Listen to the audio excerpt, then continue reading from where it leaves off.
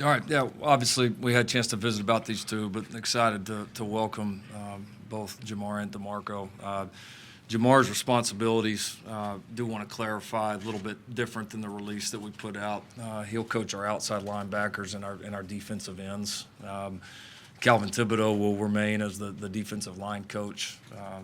As you guys know, we're very multiple in the front, so those guys will certainly be working together quite a bit. There'll be a few of our players that are pretty versatile that will have some crossover, some carryover between both coaches. But as Coach Grinch and I, kind of looked at the responsibilities of our coaching staff and looked at potential candidates, we knew this setup was something that we were interested in. And so Jamar's experience certainly throughout his career and his knowledge of the game, in addition to how great a job he's done recruiting most recently at Arizona State, made that really a pretty easy decision for us. So excited to kind of have the 1-2 punch there of both Jamar and Calvin there on the defensive front, and really excited about how well those two are going to work together. So thrilled to welcome these two guys here. So you guys have at them. Okay, first question on the right, Jenny Carlson. Hey, Jamar, Jenny Carlson with the Oklahoma. Your success recruiting, Lincoln just alluded to at Arizona State, 3 of the top 30 guys out of California you get last year. How have you had such success? What do you sort of attribute that to? And then how do you balance that with bringing guys in and developing? Because that's something you've done over your career as well. I think the success comes from just building relationships with coaches, players, and just being consistent in my behavior with the kids and always staying even keel. And even if they tell you no right away, just kind of stay consistent and continuing to talk to them and just building relationships throughout the years. And it's a marathon, it's not a sprint. So usually these things last for about a year and a half, however long it goes, but you just got to stay consistent with the kids. And then when you get them in, you just got to build them up from day one. That's what I thought I've always done pretty well, and build them up from day one and continue just to coach them every day. That's what I try to do. We'll go to the middle, Kerry Murdoch. DeMarco, when you gave up that broadcasting career, did you think in a year and a half you'd be a coach at Oklahoma ever? I didn't, but it was definitely a dream of mine to obviously end up back here and be at this prestigious program and a place where it started for me, and I consider it home, even though I'm from Las Vegas. But this was a place that helped jumpstart me professionally and on and off the field. So just the people in this organization and having a chance to come back here and obviously learn and help, compete for a lot of championships. I was very privileged to have that opportunity. Was it just you wanted to be closer to football than the broadcast? Why you made that decision in the first place? Yeah, I did. I enjoyed the broadcasting, and I knew at some point I wanted to get into coaching. That was my calling. I missed the game, and what better place to obviously be here. And when I retired, broadcasting was a step. But like I said, coaching was somewhere in my future. I didn't know when or how, but I was able to be a coach with Coach Sumlin, the guy who was here with me, and he gave me that opportunity. So I'm very thankful for him, and bringing me in. But I'm extremely excited to be here. You guys will love this. Actually, DeMarco doesn't know that I know this, but after word broke that we were going to be looking for a new running back coach, I was actually in Dallas recruiting with Coach Gundy, and he showed me his phone, and DeMarco sent him a text with the eyeballs. So, you didn't know that, yeah. So yeah, I thought that was a good recruit for us there as well. You want to comment on that, DeMarco? I did. I saw the news, and at first I was shocked because I didn't know anything, but I did send him the emoji eyes, and that's all I sent. Yeah. But I didn't know he showed you that. So. Yeah. Those have been pretty good around here. Yeah. We'll stay in the middle, Eric Bailey. DeMarco, what was your immediate thought as soon as Oklahoma reached out to you, and how much have you admired this offense from afar? A lot. I've always paid attention to Oklahoma ever since I left 12 years ago, and this is a place for me that, once again, I consider it home, and a lot of familiar faces and people here. And that reasoning is because it's a family program, and you don't stay around here for a long time if you're not doing the right things consistently. And when I first got the call and the opportunity to interview, I was extremely excited, nervous and but excited, just for the opportunity to obviously go in there and interview and hopefully, have a chance to impress those guys and go about it that way. But I'm extremely happy to be back, and this is, surreal. It's very surreal to be back, and I'm excited. Okay, far right, Barry Trammell. Yeah, for both of you, did you guys know each other before this came together? You shared a field together in November. Went better for Jamar. But did you guys know each other at all? And what? First day I walked in here, DeMarco said, "Hey, happy we're on the same team now." Yeah, my backs didn't have a good success that game, so because of him. But yeah, I'm happy to obviously be with him now. Okay, James Hale, front row. Jamar, you coached with, under Herm Edwards, who's really a great guy and a great coach. And from reading things about you, you guys were pretty close. So how tough was it to leave him, and what was it about Oklahoma that got you away from a mentor like that? First of all, I'm so thankful that Herm gave me the opportunity to come to Arizona State. I didn't want to go in there his office and talk to him. I kept delaying it. And my wife's like, "You got to go talk to him." And Herm is like a grandfather, a father figure to everybody. So I was walking to his office, and the secretaries grabbed me and gave me a hug because everybody knew I was leaving. Then Herm was walking out of his office, and he gave me a big old hug. I was like, "Man, come on in here, let's talk." So that just gave me a sense of comfort. But when I went there and talked to him, he was so excited for me. He said, "I'm happy for you and your family and Coach Riley and what we're doing here at Oklahoma is going to be a good deal for you." But it was tough to talk to him, just because he's such a father figure to everybody. He's a great mentor. He's a great man, and you got to listen more than you talk around him, because you're gonna forget some stuff. You know what I mean? So it was tough. And then it's Oklahoma, and the opportunity to work for Coach Riley, work for Alex Grinch, and the guy that I've had a great affinity for since everything he's done at Washington State and then stuff he did at Ohio State. And we almost crossed paths at Wyoming. He was walking out the door, I was walking in the door. So just hearing all that stuff about Alex, I was excited to be here. And you can't tell Oklahoma no. Okay, second row middle, John Hoover. Yeah, DeMarco, welcome back, first of all. When you were playing, did you think post-football career, I want to be a coach? Was that part of your decision? And then as your career started winding down, whatever that was, were you ever thinking, man, if I could just get back to Oklahoma or something like that? Yeah, I always knew I wanted to be a coach at some point in my life when I was done playing. I've had such a great upbringing with family, friends, coaches that have helped me on and off the field, and I wouldn't be where I am now, especially from a lot of the coaches here. And it's always a point to me to, what can I do to help young guys and young athletes pursue their goals, and coaching, what better way to do it, obviously being here. And I just didn't know when or how I was going to get into the profession. And when I got the call from Coach Sumlin a year ago, I was obviously excited and accepted it. And having the opportunity when the running back job opened up here, sent the emoji eyes to Gundy, and then I just felt that I just wanted to interview, and I didn't call anyone, ask them to do this or do that. Obviously, it's Coach Lincoln's decision, and I didn't want to influence him in any way or make a call. So I've always had it in my mind to be a coach. I just didn't know the timing aspect of it. When you, quick follow-up, when you were, before you said when you got the call from Kevin Sumlin, was that a deal where you had let it known, put it out there, I want to move into coaching? Because you had gotten rave reviews on television. Everybody thought, well, DeMarco's future is obviously in television. Or did someone call you and say, come coach? No, I hadn't put any fillers out there. I was, to be honest, 34, 35. That's when I kind of wanted to go into the coaching route, wanted to spend some time with my family, and after a year, my wife was ready for me to get out of the house. But, I didn't. I called to one of his games, I think week 5 or week 6, and that's kind of how we reconnected, but there was never any conversations about, hey, if you have a job or anything like that. I was enjoying the TV with Fox, and when the opportunity presented itself, like I said, with a guy that I knew, a guy that I trusted and knew that I can learn from him, I wanted to obviously take the opportunity to do that. Is it harder than you thought? It is, but it's fun, and it's a challenge, but, that's what I'm used to. My whole life, it's always been a competitive atmosphere and everything that I've done, and this is where you want to be. This is, I know it's not easy, and I'm excited about the process and excited to obviously learn and get better every single day. Okay, right side, Tyler Palmatier.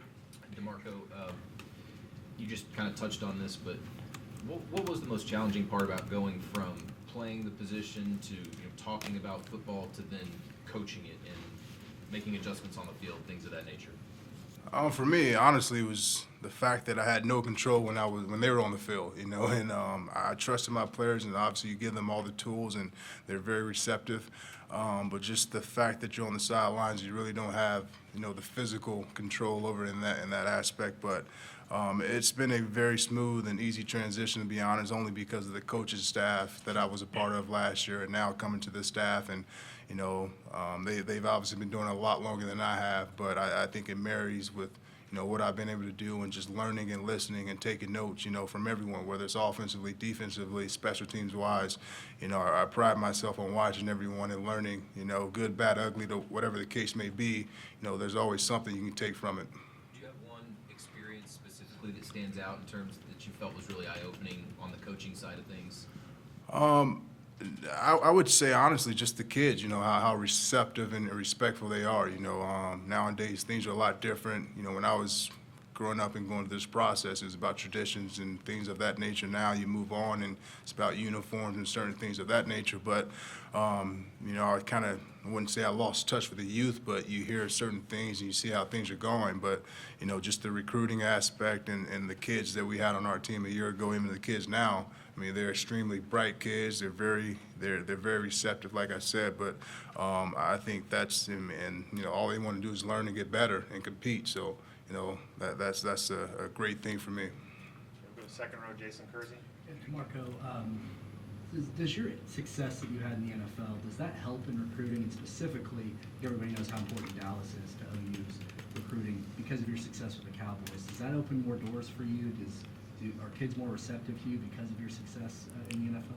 To a certain degree. Obviously, we know what my history was, but that's not something that I live on and approach it that way. I know there's a lot that goes into recruiting and getting to know the families and getting to know that player on a deeper level and emotional level that you have to connect with. So I think to a certain aspect, and that's not something that I talk about. That's not something that I put out there and say, hey, this is who I am, so you should give me an opportunity.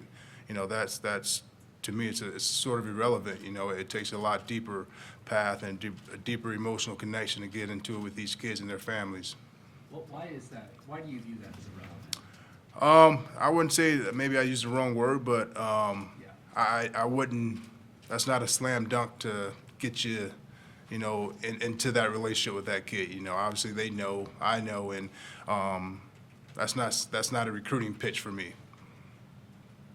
Okay, second row on the right, Keegan Renault. Lincoln, Jamar had no immediate connection to you or Alex. How did he become a target for you guys, and what was it about his background that intrigued you? His name got brought to me by a couple of people that I really trust in the business, as did a lot of other names. And I just started researching him. And one, I found a guy that had success everywhere he's been. And then when you look at what he's done recruiting-wise in the last few years, he was just simply looking at those two things. We said, all right, we at least got to talk to this guy. And I'd never met Jamar, before he walked in the door to come sit down with Alex and I. And some people just grab you, they do. And he grabbed my attention quickly because he was just he said it in his answer, he's very confident and very has a very focused approach to both recruiting and coaching and developing these kids. And it's been tested through time. It's been tested at different universities under different defensive coordinators.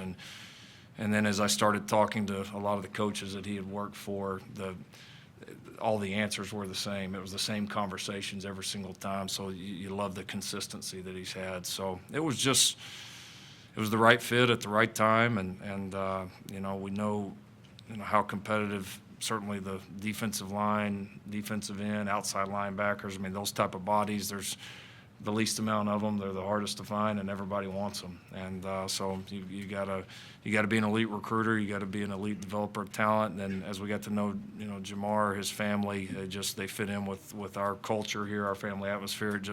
It checked every single box. Okay, right side, Garrett Evening. Yeah, hey DeMarco, good to see you again. I wanted to ask about Cale and his influence on you in terms of coaching. Is there something that you have borrowed from him in terms of how he taught you that you now teach your running backs? Yeah, honestly, there's a lot of similarities that I took from him last year, my first year coaching. I mean, accountability is one, and treating everyone the same, no matter if you're a walk-on or a starter. And he's a guy that obviously played a pivotal part in my growth as a player and as a man off the field. So he's obviously, I've stayed in touch with him since I left, and tremendous amount of respect for who he is as a man, coach, and recruiter. He does a great job in all three areas, and so there's a lot of drills, a lot of sayings, a lot of things that I do that's very similar to how he does it, and you know, it's helped me throughout the course of my career playing and my first year coaching as well. Did you bounce the idea of becoming a coach off of him? I did. When I first got the call from Coach Sumlin, first person I called was Jason Witten, who was a best friend of mine, and second person I called was Coach Stoops, who's obviously a guy that I still keep in contact with, and you know, just to hear their advice. And Gundy was also, you know, third or fourth person that I called.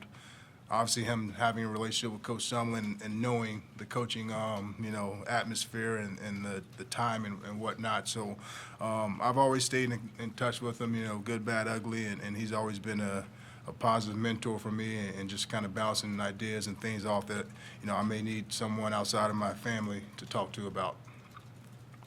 Just a few more. Kerry Murdoch. Lincoln, I'm just curious, when you go out to hire an assistant coach, how much does kind of your background play into what you're looking for, and just that, you know, Ruffin gave you that chance, and how much does that play into, you look for guys that, you know, might be, you know, have some of those same qualities you had, you know, wanting to be a coach?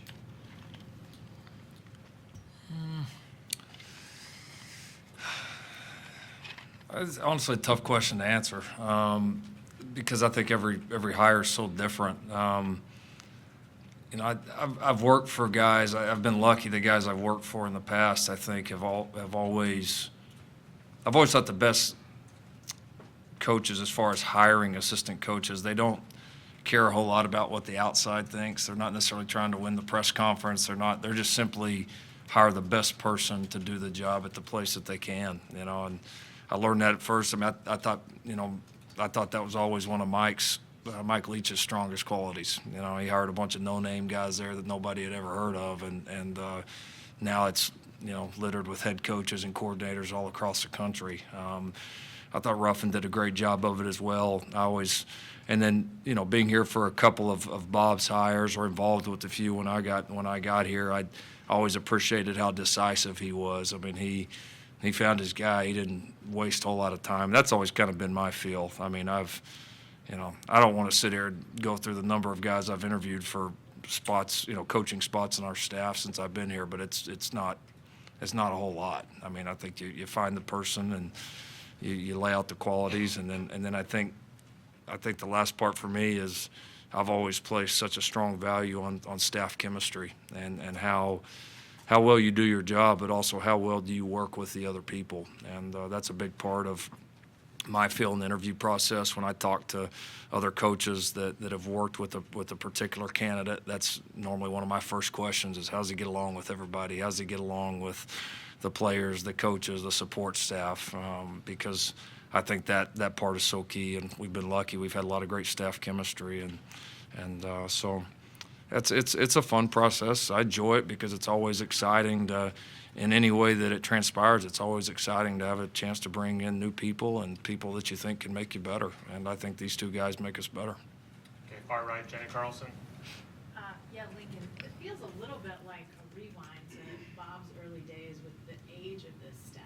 This is a increasingly young staff. Yeah. I know you're going to miss Ruffin for a lot of reasons, but what does that do for a staff? What does that do for a program to have so many guys? I think your oldest is 47 on the staff. Like, what does that do for you to have so many young guys on the staff? Well, I think it's great for a lot of reasons. I think obviously the recruiting, you know, right off the top. I mean, I think the energy level, and then I think you maybe referenced in the previous question. if I do look for any characteristic that I felt like has been important to any success that I've been a part of, I think guys that have that edge to continue to prove themselves. I still feel that way. Just like I did the first day I started coaching, I still feel like I'm trying to prove myself every single day, and that I have to, and certainly look for guys that have that same edge about them and that same competitiveness, and not that an older coach doesn't have that, but I think some of the younger guys that we've hired, I think we share that, and just that edge and that competitiveness every day, and you have to have that in this job from what it takes to recruit the great players, what it takes to develop the guys and that you have here currently, to give them support that they need. It takes a lot, and so I didn't go out saying we had to replace these two positions with two, quote unquote younger guys, but they were just the right fit and bring the right mentality to it. Okay, last question, Barry Trammell.